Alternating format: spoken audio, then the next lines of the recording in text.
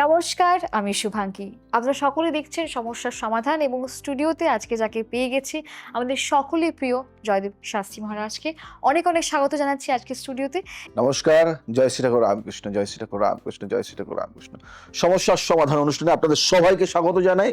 আমাদের বিভিন্ন দিন বিভিন্ন কিছু নিয়ে আলোচনা হয়। তো আজকে সেই দেবকে নিয়ে আলোচনা করা হবে, শনিদেব। আমাদের বড় ঠাকুর বলি আমরা, এবং শনিকে আমরা অনেক ভয় পাই। কিন্তু শনি কি সত্যি আসলে ভয়ের জিনিস? না, শনি আমাদের ভালো করে, না শনি আমাদের খারাপ করে? কি করে? শনিকে আমরা কেন এত ভয় পাই? সেই নিয়েই কিন্তু আজকে থাকবে আমাদের অনুষ্ঠান। তাই যারা শনিকে ভয় পাচ্ছ, শনির দশায় আছো, শনির দশায় নেই, শনি তোমাদের কি করবে যদি জানতে হয়, তাহলে এই অনুষ্ঠানটি তোমাকে সম্পূর্ণভাবে জানতে হবে, দেখতে হবে, বুঝতে হবে, শিখতে হবে। তাই তোমরা কোথাও না গিয়ে এখানে তাকিয়ে শোনো, দেখো, বোঝো যে শনি আমাদের কতটা উপকার করতে পারে। এবার পরের প্রশ্ন আমার যেটা মাথায় আসছে, আচ্ছা আপনি কি এমন কোনো মানুষ দেখেছেন যার শনির দশায় সত্যি সত্যি সর্বনাশ হয়েছে? বা ধরুন এবং এমন কেউ যে শনির দশার উপরে উঠেছে? হুম, আর দুটো বাস্তব যদি উদাহরণ দেওয়া যেতে পারে দর্শক বন্ধুদের, তাহলে ওনাদের বুঝতে সুবিধা হয়। নিশ্চয় নিশ্চয়, আমি বলবো, তুমি খুব গুড কোশ্চেন করেছো। এটা এটা জানা দরকার। আমি বলবো, কারণ এটা জানলে অনেক। আমি যদি বলি, আমার আমার উত্তর হবে হ্যাঁ, দুটোই আমি দেখেছি, এবং দুটো ঘটনাই আমার জীবন বদলে দিয়েছে। প্রথম ঘটনা, যে ডুবেছে হায়দ্রাবাদের এক বড় রিয়েল এস্টেট ব্যবসায়ী। শনির দশা শুরু হওয়ার আগে তিনি ছিলেন শহরের সবচেয়ে চর্চিত মানুষ। আমি নাম বলছি না, নাম বললে অনেকে জানে যারা ব্যবসাদার মানুষ আছে। তার দশা শুরু হলো, প্রথম 1 বছর তিনি উপেক্ষা করলেন, কোনো কিছু ঠিক আছে, সব তো ভালো চলছে, অল সেট। বললেন, আমি এত বড় মানুষ, শনি আমার কি করবে? ধুৎ, শনি গোড়ো কোথায় উপর দিয়ে আসবে নাকি? এই অহংকারটাই কাল হলো। তন্ত্রশাস্ত্র বলে শনি সবচেয়ে বেশি রাগেন অহংকারে। পরের 2 বছরে 3টে বড় প্রজেক্ট বাতিল হলো। পার্টনাররা মামলা করলো, ব্যাংক লোন ডিফল্ট হলো, স্ত্রী আলাদা হয়ে গেলেন। শেষে তিনি আমার কাছে এলেন, জয়দেব শাস্ত্রীর কাছে। তখন অনেক দেরি হয়ে গেছে।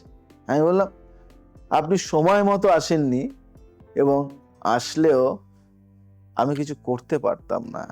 যদি আপনি নিজে না বদলাতেন, নিজেকে বদলাতে হবে, তাহলে তো আমি বদলাবো আপনাকে, আমি পথ বলবো। আপনি বদলাননি, তাই শনি বাধ্য হয়ে আপনাকে ভাঙলেন।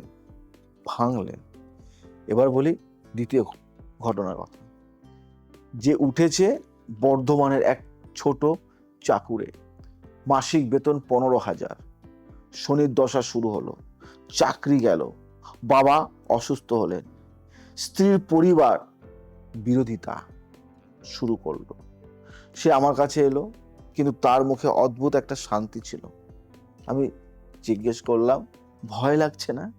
সে বলল, লাগছে, কিন্তু আমি ভাবছি এই চাকরিটা হয়তো আমার জন্য ছিল না, হয়তো আমার জন্য অন্য কিছু অপেক্ষা করছে। আমি সেদিন বুঝেছিলাম এই মানুষটা শনির দশায় জিতবে, কারণ সে অহংকার ছাড়া সংকটের মুখে দাঁড়িয়েছিল। 7.5 বছর পরে সে নিজের আইটি কোম্পানির মালিক, 50 জন কর্মচারী। দুটো ঘটনার পার্থক্য একটাই, একজন শনির বিরুদ্ধে লড়েছেন, অন্যজন শনির সাথে শিখেছেন। শনি শিক্ষক, তার সাথে লড়লে হারবেন, তার কাছে শিখলে জিতবেন। কি ঠিক না ভুল বললাম? একদমই তাই। মানে লড়াইটা চালিয়ে যেতে হবে এবং শিক্ষাটা শনি থেকে নিতে হবে, গ্রহ থেকে। তুমি আগুনের সাথে লড়তে পারো না, তুমি আগুনের সাথে লড়তে পারো, আগুনকে ব্যবহার করতে পারো। তুমি কি করো? তুমি আগুনকে ব্যবহার করবে, না আগুনের সাথে লড়তে যাবে? আগুনের সাথে লড়তে গেলে জ্বালিয়ে ছারখার করে দেবে, আর আগুনকে ব্যবহার করলে তোমাকে সেই আগুন তোমাকে ভাত রান্না করতে সাহায্য করবে। একদম জীবন থেকে হার মানলেও তো হবে না, একদম। মানে নিজের লড়াইটা নিজেকে লড়তে অনেকেই হবে। আছে হার মেনে যায়, শুধু হার মানতে, আমার দ্বারা হবে না, আমি পারবো না, আমার শনি শেষ করে দিল, আমাকে ধ্বংস করে দিল। আরে আমার এটা গেছে মানে আরেকটা হবে। একদম এটা যাওয়ার কারণ হলো অন্য কিছু আসার জন্য আমি রাস্তা করে দিলাম। এগুলি বুঝতে হবে, জানতে হবে। খুব ভালো কথা বলেছেন। এবং শাস্ত্রীজি, এই যে তন্ত্র শাস্ত্রে শনিকে ঠিক করা যেতে পারে, মানে কিভাবে একটু ব্যাখ্যা করুন যে শনিকে ঠিক কিভাবে ব্যাখ্যা করা হয়েছে তন্ত্রশাস্ত্রে, এবং শনির চরিত্র কি, তিনি কাকে শাস্তি দেন বা কাকে পুরস্কার দেন, এটার বিষয়ে আপনি কি বলবেন? খুব দারুণ কোশ্চেন করেছে, এই উত্তরটা আমি তোমায় দেব। কিন্তু এটা আমার সবচেয়ে প্রিয় প্রশ্ন। কারণ শনিকে মানুষ যেভাবে বোঝে, তন্ত্রশাস্ত্র সম্পূর্ণ উল্টো কথা বলে। এটা শনির গল্প বলি, শনির গল্পটা বলি। পুরাণে আছে শনিদেব হলেন সূর্যের পুত্র, কিন্তু সূর্য শনিকে প্রত্যাখ্যান করেছিলেন। কারণ শনির মা ছায়া সূর্যের প্রধান স্ত্রী ছিলেন না, সূর্যের প্রধান স্ত্রী ছিলেন শনি। তাই জন্ম থেকেই জানলেন যে অবহেলা কাকে বলে। কি জানলেন? অবহেলা কাকে বলে, প্রত্যাখ্যান কাকে বলে, একাকিত্ব কাকে বলে। এই কারণে শনি সেই মানুষদের পরীক্ষা করেন। ভালো করে বুঝবে, কিন্তু এই গল্পটার মধ্যে কিন্তু অনেক কিছু লুকিয়ে আছে। যারা এই একই কষ্ট অন্যকে দেয়, শনি শাস্তি দেন কাকে?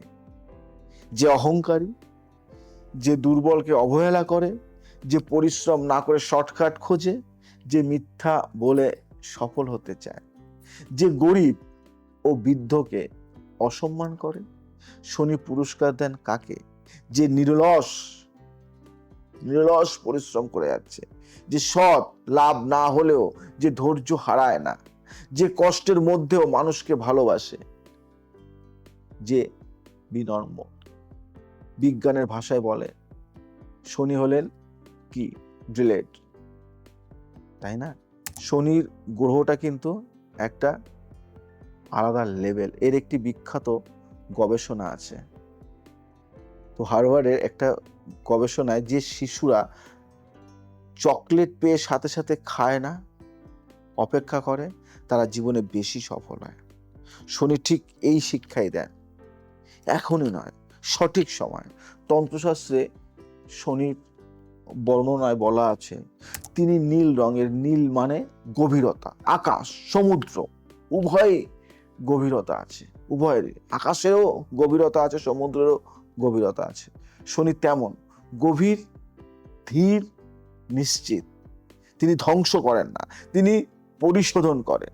সোনাকে আগুনে দিলে সোনা নষ্ট হয় না, সোনা খাঁটি হয়।